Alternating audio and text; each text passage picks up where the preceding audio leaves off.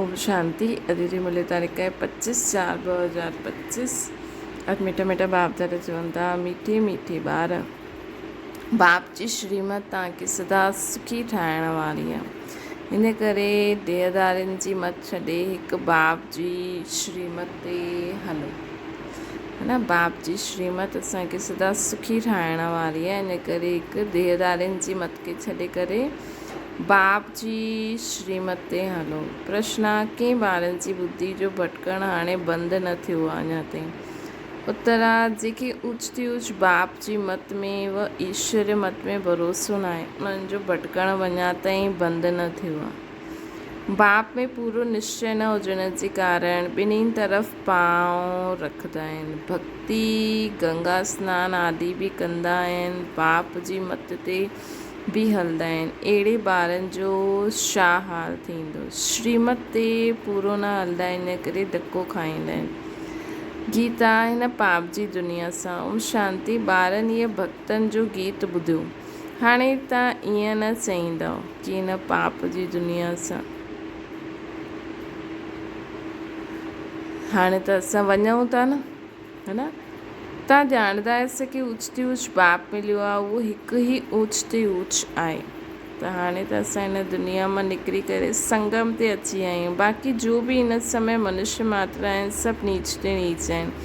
ऊच मनुष्य बि भारत में इहे देवी देवता हुया त देवी देवता हुया, हाणे त कोई न आहे। उन्हनि जी महिमा हमेशह ॻाईंदा आहिनि। सर्वगुण संपन्न, 16 कला संपूर्ण, निर्विकारी, डबल अहिंसक, मर्यादा पुरुषोत्तम। हाणे मनुष्यनि खे पतो न आहे की न देवताउनि खे एतिरो ऊच कीअं ठातो। हाणे त बिल्कुलु ई पतो थी विया आहिनि। बाप आहे ऊच ते ऊच, साधु संत आदि सभु उन्हनि जी साधना कंदा आहिनि। अहिड़े साधुअनि जे पिछाड़ी मनुष्य अधु कलाक भटकिया आहिनि, जेका ख़ुदि हुनखे यादि कंदा आहिनि ऊच ते ऊच। हाणे तव्हां ॼाणंदा आहियो बाबा आया आहिनि, असां बाप वटि वेंदा आहियूं। उहा असांखे श्रीमत ॾेई करे श्रेष्ठ सदा सुखी ठाहींदा आहिनि। रावण जी मत ते तव्हां केतिरा तुच्छ ठहिया आहियो। हाणे तव्हां ॿियो कंहिंजी मत ते न हलो। मुझ पतित पावन बाप खे सॾु कयो आहे, पोइ बि डूबण वारे पिछाड़ियुनि छो पईंदा आहियो? हिक जी मत खे छॾे अनेकनि जे वटि धका छो खाईंदा आहियो? कई ॿार ज्ञान बि ॿुधंदा रहंदा आहिनि, पोइ गंगा सनानु आदि बि कंदा आहिनि, गुरूअनि वटि बि वेंदा आहिनि। बाप चईंदा आहिनि, उहा गंगा कोई पतित पावनी थोरी आहे। हा, बाबा असांखे छुटी ॾिनी अथई, उहो थींदो आहे कॾहिं असांखे ईअं करिणो पए थो, पर ईअं थोरी असां शौक़ सां वञी करे करूं। हा, मजबूरी में करिणो पए थो, उहो शिकल सां ई पतो लॻी वेंदो आहे न, असांखे मजबूरी में करिणो पए थो। हीअं न बाबा चयो अथई की हा भई ॿिन्हिनि तरफ़ तोड़ निभाइणो आहे। बाबा त चईंदा आहिनि, अगरि तव्हां भक्ति आदि बि कंदा हुयो, हाणे किटकिट थी थिए त भले करो, लेकिन असांखे इन भाव सां करिणो आहे की असांखे सिर्फ़ु करिणो थो पए। ऐं ॿियो उन्हनि खे ॿुधायो की असली पाणी ईअं थोरी ईअं थींदो आहे, असली ॻाल्हि त ईअं आहे। असांखे ईअं सेखारींदा आहिनि। भले तव्हां उन्हनि सां गॾु कंदा रहो, लेकिन असांखे उन्हनि खे ॿुधाइणो आहे, त उन्हनि खे लॻंदो भई हिनखे सही पतो आहे, त बि असांजे कारण करनि था। हिननि जो मन न आहे, है न, बसि इहे दिखावे जे लाइ करनि था, पोइ तव्हांखे ज़्यादा खीचंदा ई न, है न। बाबा चईंदा आहिनि, उहा गंगा कोई पतित पावनी थोरी आहे। पोइ बि तव्हां मनुष्य जी मत ते वञी करे सनानु आदि कंदा आहियो। त बाप चईंदा आहिनि, मुझ ऊच ते ऊच बाप जी मत में भरोसो न आहे। हिकु तरफ़ ईश्वर मत, ॿियो तरफ़ आसुरी मत। उन्हनि जो हाल छा थींदो आहे? ॿई तरफ़ पांव रखंदा आहिनि त चीर थी वेंदो आहे। बाबा में बि पूरो निश्चय न रखंदा आहिनि। चईंदा बि आहिनि, बाबा असां तव्हांजा आहियूं, तव्हांजी श्रीमत ते असां श्रेष्ठ रहंदासीं। असांखे ऊच ते ऊच बाप जी मत ते पंहिंजे कदम रखणा आहिनि। शांतीधाम सुखधाम जो मालिक त बाबा ई ठाहींदो। पोइ बाप चईंदा आहिनि, जंहिंजे शरीर में मां प्रवेश कयो आहे, उन्हनि त 12 गुरू कया आहिनि, पोइ बि तमो प्रधान ई ठहिया, फ़ाइदो कुझु न। हाणे बाप मिलियो आहे त सभिनि खे छॾे ॾिनो आहे न। ब्रह्मा बाबा 12 गुरू कई त बि कुझु फ़ाइदो न। ऊच ते ऊच बाप मिलियो। बाबा चई, hear no evil, see no evil, परंतु मनुष्यनि जी त बिल्कुलु ई पतित तमो प्रधान बुद्धि आहे। हिते बि ॾाढा आहिनि, श्रीमत ते हली न सघंदा आहिनि, ताक़त न आहे, माया धको खिलाईंदी रहंदी आहे। छो जी रावण आहे असांजो दुश्मन, रावण आहे असांजो दुश्मन, राम आहे असांजो मित्र। कोई राम चईंदा आहिनि, कोई शिव चईंदा आहिनि। असुलु नाम शिव बाबा आहे। मां पुनर्जन्म में न ईंदो आहे, बाबा चईंदा आहिनि। मुंहिंजो ड्रामो में नाम आहे शिव ई रखियलु आहे न। हिकु चीज़ जा 10 नाम रखण सां मनुष्य मुंझी विया आहिनि। जंहिंखे जो आयो नाम रखी ॾींदा आहिनि। असुल में मुंहिंजो नाम शिव आहे। मां हिन शरीर में प्रवेश कंदो आहे। मां कोई कृष्ण आदि में थोरी ईंदो आहे। उहे सम्झंदा आहिनि विष्णु त सूक्ष्म वतन में रहण वारो आहे। वास्तव में इहे युगल रूप प्रवृत्ति मार्ग जो आहे न। बाक़ी 4 भुजायूं कोई हूंदियूं न आहिनि। 4 भुजायूं माना प्रवृत्ति मार्ग। 2 भुजायूं स्त्री जी, 2 भुजायूं पुरुष जी। निवृत्ति मार्ग वारनि जी 2 भुजायूं आहिनि। प्रवृत्ति मार्ग जो धर्म स्थापना कंदा आहिनि। सन्यासी निवृत्ति मार्ग जो धर्म स्थापन कंदा आहिनि। प्रवृत्ति मार्ग वारा हूंदा ई पावन आहिनि, पोइ पतित थींदा आहिनि। हिन लाइ सृष्टि खे थपाइण लाइ सन्यासियुनि जो पाठ निवृत्ति मार्ग वारनि जो शुरू थियो, पवित्र थियण लाइ। उहे बि लाखों करोड़ों आहिनि। मेलो लॻंदो आहे त ॾाढा ईंदा आहिनि। उहे रोटी न पकाईंदा आहिनि, गृहस्थीनि जी पालना ते हलंदा आहिनि। कर्म सन्यासी कयो आहे, सन्यास कयो आहे, पोइ भोजन किथां खाइनि त गृहस्थीनि सां खाईंदा आहिनि। गृहस्थी माण्हू सम्झंदा आहिनि इहे बि असांजो दान थियो, इहे बि पुजारी पतित हुयो, पोइ हाणे श्रीमत ते हली पावन ठहे थो। ब्रह्मा बाबा सां बाबत ठही आहे। हाणे असां बि ठहूं था। तत्वम बाबा सां वरसो वठण जो पुरुषार्थ करूं था न, तॾहिं चईंदा आहियूं फॉलो फादर। माया हर ॻाल्हि में पछाड़ंदी आहे। देह अभिमान सां ई मनुष्य ग़फ़लत कंदा आहिनि, भले ग़रीब हुजे व साहूकार। परंतु देह अभिमान जॾहिं टुटे, देह अभिमान टुटण जी ई महिनत आहे। बाबा चईंदा आहिनि तव्हां पंहिंजे खे आत्मा सम्झो, देह सां पाठ वॼायो। तव्हां देह अभिमानी छो ठहींदा आहियो? ड्रामा अनुसार देह अभिमान में अचिणो ई आहे। हिन समय त पक्का देह अभिमानी थी विया आहिनि। बाबा चईंदा आहिनि तव्हां आत्मायूं आहियो, आत्मा ई सभु कुझु कंदी आहे।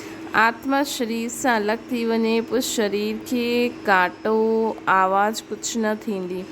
न आत्मा ई चईंदी आहे मुंहिंजे शरीर खे अगरि आत्मा शरीर खां अलॻि थी वई, पोइ शरीर खे जलाईंदा आहियूं, कटंदा आहियूं त कुझु चईंदी आहे? कुझु न चईंदी आहे। आत्मा ई चईंदी आहे, जॾहिं आत्मा शरीर में हूंदी आहे त आत्मा ई चईंदी आहे मुंहिंजे शरीर खे दुख न ॾियो। आत्मा अविनाशी, शरीर विनाशी। पंहिंजे खे आत्मा सम्झी मुझ बाप खे यादि करो। देह अभिमान छॾो। तव्हां ॿार जेतिरो देही अभिमानी ठहींदा न, ओतिरो तंदुरुस्त निरोगी ठहींदा वेंदा। जेतिरो तव्हां देही अभिमानी ठहींदा ओतिरो तंदुरुस्त निरोगी थी वेंदो। हिन योग बल सां ई 21 जन्म निरोगी ठहींदो। जेतिरो ठहींदो ओतिरो उच्च पद मिलंदो। सजायुनि सां बचंदो न त सजायूं ॾाढी खाइणी पवंदी। त केतिरो देह अभिमानी ठहिणो। कईअनि जी तक़दीर में इहे ज्ञान आहे ई न। जेसिताईं तव्हांजे कुल में न अचे, अर्थात ब्रह्मा मुख वंशावली न ठहे, त ब्राह्मण ठहिण बिग़ैर देवता कीअं ठहींदो? है न। कईअनि जी तक़दीर में इहे ज्ञान आहे ई न। जेसिताईं असांजे कुल में न अचे, ब्रह्मा मुख वंशावली न ठहे, तेसिताईं देवता कीअं ठहींदो? बल ईंदा ॾाढा आहिनि। बाबा लिखंदा आहिनि, बाबा लिखंदा आहिनि अथवा चईंदा बि आहिनि, परंतु सिर्फ़ु चइण मात्र। हिकु ॿ चिठी लिखी पोइ गुम थी वेंदा आहिनि। उहे बि सत्युग में ईंदा, लेकिन उहे असांजी प्रजा ठही वेंदा। जंहिं द्वारा बि उहे ज्ञान वठंदा ऐं हली वेंदा न, त उन्हनि जी प्रजा ठहींदा। प्रजा त ॾाढा ठहींदा। अॻियां हल जॾहिं ॾाढो दुख थींदो त ॾाढा भॼंदा। आवाज़ थींदो भॻवानु आयो आहे। तव्हांजी बि सभी ॾाढा सेंटर्स खुली वेंदा न। तव्हां ॿारनि जी कमी आहे, देही अभिमानी ठहींदा न आहियो। अजन ॾाढो देह अभिमान आहे। अंत में कुझु बि देह अभिमान हूंदो त पद कम थी वेंदो। पोइ वञी करे दास दासियूं ठाहींदा। दास दासी बि नंबरवार ढेर हूंदियूं आहिनि। राजाउनि जी राजाउनि खे दास दासियूं दहेज में मिलंदियूं आहिनि, साहूकारनि खे न मिलंदियूं आहिनि, राजाउनि खे मिलंदियूं आहिनि। ॿारनि ॾिठो आहे राधे केतिरी दास दासियूं दहेज में खणी ईंदी आहे। अॻियां हली तव्हांखे ॾाढो साक्षात्कार थींदो। हल्की दासी ठहिण सां त साहूकार प्रजा ठहिणु सुठो आहे न।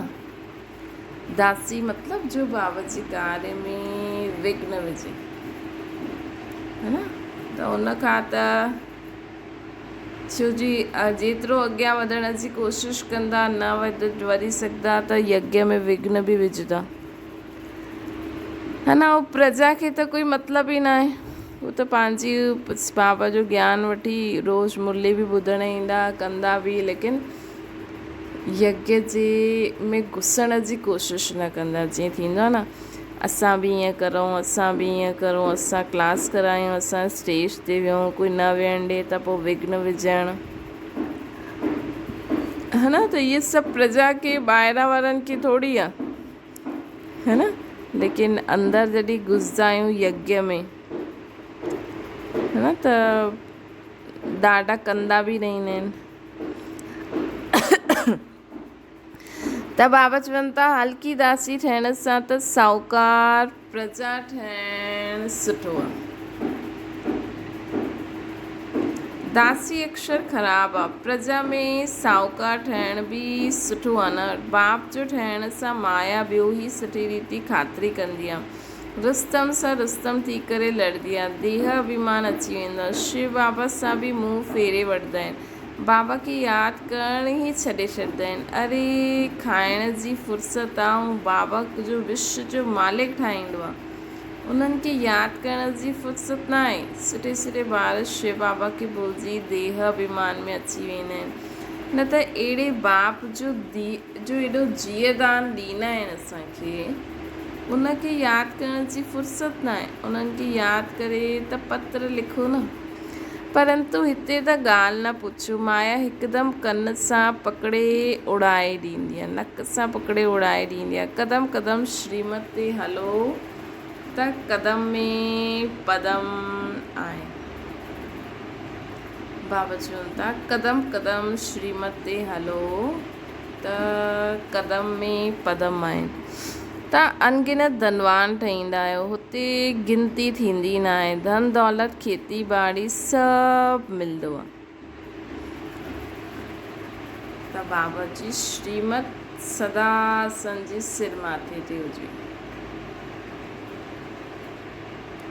कदम कदम श्रीमत ते हलो तॾहिं पदम मिलंदा, न कि हिते असां ईअं पोइ असां इंचार्ज ठहूं, असां ईअं ठहूं।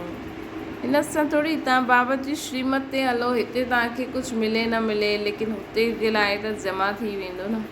तव्हां अनगिनत धनवान ठहींदा आहियो, हुते गिनती न थींदी आहे। धन दौलत खेती बाड़ी सभु मिलंदो आहे। हुते तांबो लोहो पीतल आदि हूंदो न आहे, सोने जा ई सिक्का हूंदा आहिनि। मकान ई सोने जो ठहींदो आहे त छा न हूंदो। हिते त आहे ई भ्रष्टाचारी राज्य, यथा राजा रानी तथा प्रजा, सभु भ्रष्टाचारी आहिनि। सतयुग में यथा राजा रानी प्रजा सभु श्रेष्ठाचारी हूंदा, परंतु मनुष्यनि जी बुद्धि में वेंदो थोरी आहे, तमो प्रधान आहिनि। बाबा सम्झाईंदा आहिनि तव्हां बि ईअं ई हुयो, ईअं बि अहिड़ो आहे, इहो बि अहिड़ो हुयो न। हाणे मां अची करे देवता ठाहींदो आहे त बि ठहींदा न आहिनि, है न। हाणे बाबा अची करे असांखे देवता ठाहींदा आहिनि त बि ॿार ठहींदा न आहिनि। ॿी चकरनि में पइजी वेंदा आहिनि, आपस में लड़ंदा झगड़ंदा आहिनि। मां ॾाढो सुठो आहियां, अहिड़ो आहे, इहो कोई सम्झंदो थोरी आहे कि असां दोजक में पिया आहियूं, इहे असां रो नर्क में पिया आहियूं। इहे बि तव्हां ॿार ॼाणंदा आहियो नंबरवार पुरुषार्थ अनुसार। मनुष्य बिल्कुलु ई नर्क में पिया आहिनि, राति ॾींहुं चिंता में रहंदा आहिनि। ज्ञान मार्ग में जो आप समान ठाहिण जी सेवा न कंदा आहिनि, तेरे मेरे जी चिंता में रहंदा आहिनि, उहो बीमार रोगी आहिनि, न। शरीर जी बीमारी न ॾिसंदा आहिनि, बाबा ॾिसंदा आहिनि केरु बीमार रोगी आहे, जो तेरे मेरे में पईंदो आहे, जो आप समान ख़ुदि बाबा जहिड़ो ठही ॿियनि खे न ठाहींदो आहे, उहो रोगी आहे। बाप जे सवाइ ॿियो कंहिंखे यादि कयो त जीअं व्यभिचारी यादि थी वई। बाप जे सवाइ ॿिए कंहिंखे यादि कयो त जीअं व्यभिचारी यादि थी वई। बाप चईंदा आहिनि कोई जी मत ॿुधो, कोई जी न ॿुधो, मुंहिंजी ॿुधो, मूंखे यादि करो। देवताउनि खे यादि कंदव त बि बहितर आहे। मतिलबु ठीकु आहे, मनुष्यनि खे यादि करण सां कोई फ़ाइदो थोरी आहे। हिते त बाप चईंदा आहिनि तव्हां सिर बि छो झुकाईंदा आहियो, तव्हां हिन बाबा वटि बि जॾहिं ईंदा आहियो शिव बाबा खे यादि करे ईंदा अचो। शिव बाबा खे यादि न कंदव त गोया पाप कंदा आहियो। असांखे चाहे दादियूं आहिनि चाहे हाणे दीदियूं आहिनि, है न, दादियुनि खे बि शिव बाबा खे यादि करे पोइ दादी खे यादि करो कि हा शिव बाबा जो ज्ञान असांखे दादी ॾिनई, है न। शिव बाबा पहिरियों यादि हुजणो खपे। अगरि शिव बाबा खे यादि किए बिना अगरि ब्रह्मा बाबा वटि बि विया हो त उहो बि पाप कंदा आहियो। जॾहिं ब्रह्मा बाबा वटि असां ईअं वञूं त पाप आहे, त दादियूं त उन खां पोइ आहे न। बाबा चईंदा आहिनि पहिरियों त पवित्र रहण जी प्रतिज्ञा करो, शिव बाबा खे यादि करो। ॾाढो परहेज़ आहे, ॾाढो मुश्किल कोई सम्झंदा आहिनि, एतिरी बुद्धि न आहे। बाबा सां कीअं हलणो आहे, बाप सां कीअं हलणो आहे, हिन में ॾाढी महिनत खपे न। बाबा जी हर श्रीमत, हर ॻाल्हि खे यथार्थ सम्झी करे हलणु, माला जो दाणो थियणु कोई मासी जो घर थोरी आहे, हिन में ॾाढी महिनत आहे। भला इहे ई ख़ुदि खे आत्मा सम्झी बाबा खे यादि करो, लेकिन हिन में ई महिनत आहे। मुख्य ॻाल्हि आहे बाप खे यादि करो। तव्हां बाप खे यादि न करे सघंदा आहियो। बाप जी सर्विस, बाप जी यादि केतिरी खपे। बाबा रोज़ु चईंदा आहिनि पोता मेल कढो। जंहिं ॿारनि खे पंहिंजो कल्याण करण जो ख़्यालु रहंदो आहे उहो हर प्रकार जी पूरी परहेज़ कंदो आहे। उन्हनि जो खाइण पीअण ॾाढो सात्विक हूंदो आहे। बाबा ॿारनि जे कल्याण जे लाइ केतिरो सम्झाईंदा आहिनि। सभु प्रकार जी परहेज़ खपे, जांच करणी आहे असांजो खाइण पीअण अहिड़ो त न आहे, लोभ त न आहे। जेसि ताईं कर्मातीत अवस्था न थी त माया उल्टो सुल्टो कमु कराईंदी रहंदी आहे। परंतु हिन जो मतिलबु इहे न अंत में थींदी त सुधरंदासीं न। असांखे हाणे बहुत काल माया ते विजय प्राप्त करे पंहिंजी उहा स्थिति ठाहे करे हलणी आहे। उन में टाइम पियो आहे, पोइ बि मालूम पवंदो। हाणे त विनाश साम्हूं बीठो आहे। इहे त पहिरियों चई, हाणे जे लाइ थोरी, हाणे त कॾहिं बि लड़ाई छिड़ी सघंदी आहे। आग फैली वई, तव्हां ॾिसंदव कीअं बॉम्ब्स किरंदा। भारत में त रक्त जी नदियूं बहणियूं आहिनि, हुते बॉम्ब्स सां हिक ॿिए खे ख़तमु करे ॾींदा। नेचुरल क्लैमिटीज़ थींदी, मुसीबतियूं सभिनि खां जास्ती भारत में ई ईंदियूं। पंहिंजे मथां ॾाढी नज़र रखणी आहे। असां छा सर्विस कंदा आहियूं, केतिरनि खे आपसमान नर सां नारायण ठाहींदा आहियूं। कोई भक्ति में ॾाढो फसियलु आहे त सम्झंदा आहिनि इहे बच्चियूं छा सम्झाईंदियूं पढ़ाईंदियूं। असांखे सम्झंदा ई न आहिनि कि हिननि खे पढ़ाइण वारो त स्वयं बाबा शिव बाबा आहे, भॻवानु। थोरो पढ़ियलु हूंदो, उहा धनवान आहे त लड़णु लॻी वेंदा, आबरू ई गवाए ॾींदा आहिनि। सतगुरू जी निंदा कराइण वारो ठौर न पाए। हिन करे ईअं न किथे बि शुरू थी वञो, नब्ज़ ॾिसी करे ज्ञान ॾियो। ऐं बाबा जो ठहिण खां पोइ अगरि कई माण्हू ग़लति कमु करे छॾींदा आहिनि, सतगुरू जी निंदा कराईंदा आहिनि, त पोइ वञी करे पाई पैसे जो पद पाईंदा। अच्छा, मीठी मीठी सिकिल ते ॿारनि प्रति माता पिता बाप दादा जो यादि प्यार ऐं गुड मॉर्निंग। रूहानी बाप जी सभिनि रूहानी ॿारनि खे नमस्ते। असांजी बि रूहानी माता पिता बाप दादा खे यादि प्यार, गुड मॉर्निंग ऐं नमस्ते। थाना जे लाइ मुख्य साहब तेरी मेरी जी चिंता के चले आप समान ठाहिण जी सेवा करणी। हिकु बाप सां ई ॿुधणो आहे, बाप खे ई यादि करिणो आहे, व्यभिचारी न ठहिणो आहे। हिकु बाप सां ई ॿुधणो आहे, बाप खे ई यादि करिणो आहे, व्यभिचारी न ठहिणो आहे, असांखे व्यभिचारी न ठहिणो आहे, हिक खे ई यादि करिणो आहे। ॿियो आहे पंहिंजे कल्याण जे लाइ खान पान जी ॾाढी परहेज़ रखणी आहे, कहिड़ी बि चीज़ में लोभ न रखणो, ध्यानु रहे माया कोई उल्टो कर्म न कराए। जे करे सदा यादि रखो बाबा मूंसां गॾु आहे ऐं हमेशह बाबा मूंखां सही कर्म कराईंदा। वरदाना निर्णय शक्ति और कंट्रोलिंग पावर द्वारा सदा सफलता मूर्त भव। कहिड़े बि लौकिक व अलौकिक कार्य में सफलता प्राप्त करण लाइ विशेष कंट्रोलिंग पावर और जजमेंट पावर जी आवश्यकता आहे। श्री जॾहिं कोई बि आत्मा असांजे संपर्क में ईंदी आहे त पहिरियों जज करिणो हूंदो आहे कि हिनखे कंहिं चीज़ जी ज़रूरत आहे।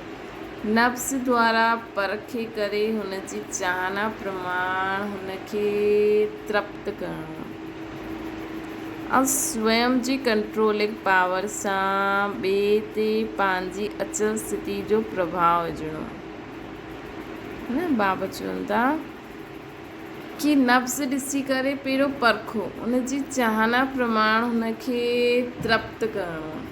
त यथार्थ परखण जी शक्ति ऐं निर्णय शक्ति उन अनुसार परखे करे यथार्थ चेक करो उनखे छा खपे, पोइ उन अनुसार उनखे उहो ॾेई करे तृप्त करो। स्वयं जी कंट्रोलिंग पावर सां ॿिए ते पंहिंजी अचल स्थिति जो प्रभाव विझो। स्वयं जी कंट्रोलिंग पावर सां ॿिए ते पंहिंजी अचल स्थिति जो प्रभाव विझो। ये ॿई शक्तियों सेवा जे क्षेत्र में सफलता मूर्त ठाहे ॾींदी। स्लोगन आहे सर्वशक्तिवान खे साथी ठाहे छॾियो त माया पेपर टाइगर ठही वेंदी। अव्यक्त इशारो कंबाइंड रूप जी स्मृति सां सदा विजयी ठहो। सेवा जे क्षेत्र में भिन्न भिन्न प्रकार सां स्वप्रति व सेवा प्रति विघ्न ईंदा आहिनि। उनजो कारण आहे सिर्फ़ु इहे ई हूंदो आहे जो स्वयं खे सिर्फ़ु सेवाधारी सम्झंदा आहियो। कल्ह बि बाबा चई न खुदाई खिदमतगार सम्झो, ख़ुदि खे सदा ईश्वरीय सेवाधारी सम्झो। सिर्फ़ु सर्विस न लेकिन गॉडली सर्विस ते आहियूं असां गॉडली सर्विस ते आहियूं। सिर्फ़ु सेवा नथा करूं, असां गॉड जी सर्विस करूं था।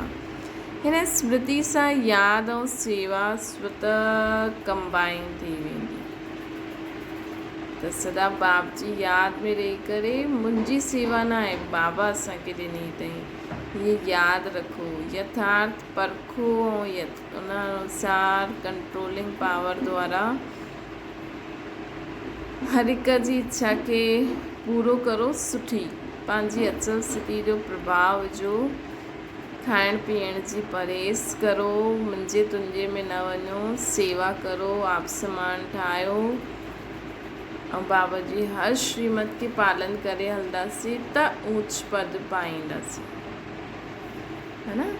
सतगुरु जो निंदक ठहर न पाए। हिकु बाबा जी मत ते हलो, देहधारियुनि जी मत ॿुधंदे हुए बि हाणे बाबा जी मत ते हलो। अच्छा, ओम शांति। बाबा खे यादि करो।